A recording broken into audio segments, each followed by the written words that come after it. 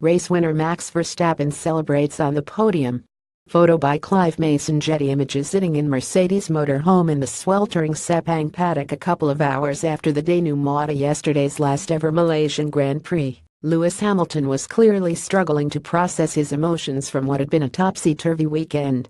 On the one hand, he knew he had extended his lead in the Drivers' Championship to 34 points, with just 5 races of the season remaining. He had finished second, while title rival Sebastian Vettel could only grab fourth.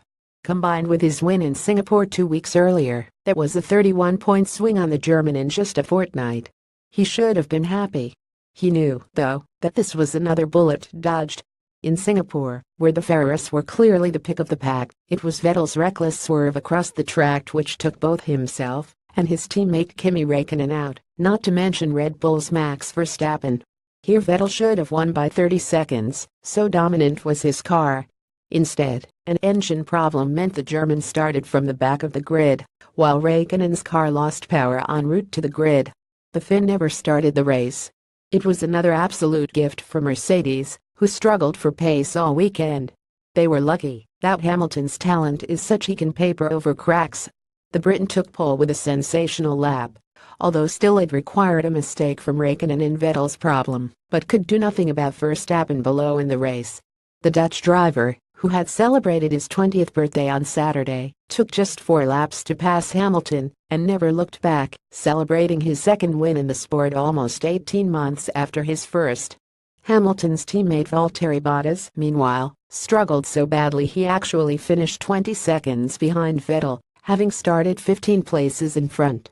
"I don't know what I'm able to say or not," Hamilton replied warily when asked what the problem with the car had been.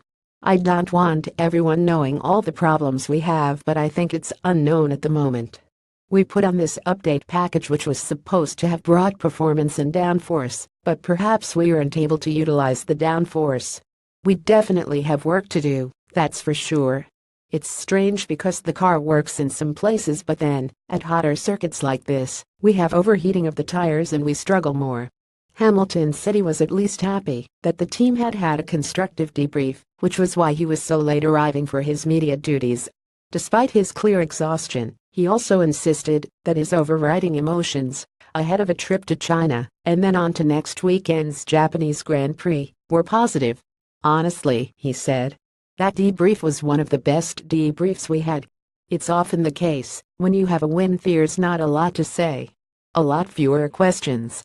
When you have a difficult day, when the ST really hits the fan, that's when there are more questions.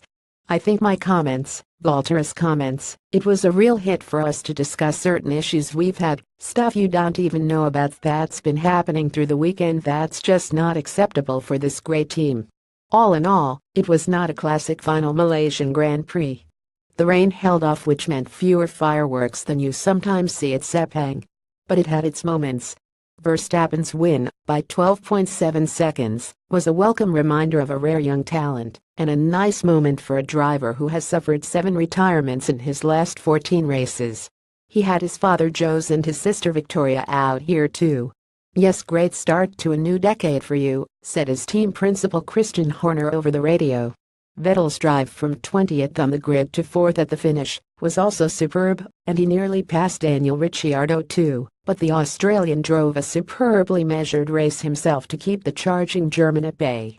Vettel then blotted his copybook by colliding with Williams' Lance Stroll on his warm-down lap. Further back, there were plenty of other bumps and bruises.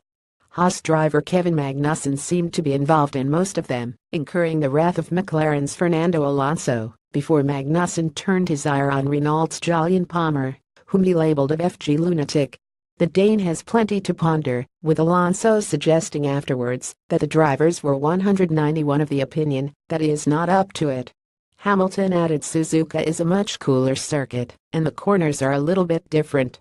"We should be better there," he said cautiously. He had better hope so. Ferrari cannot keep being so charitable. Daily Telegraph, London Indosport.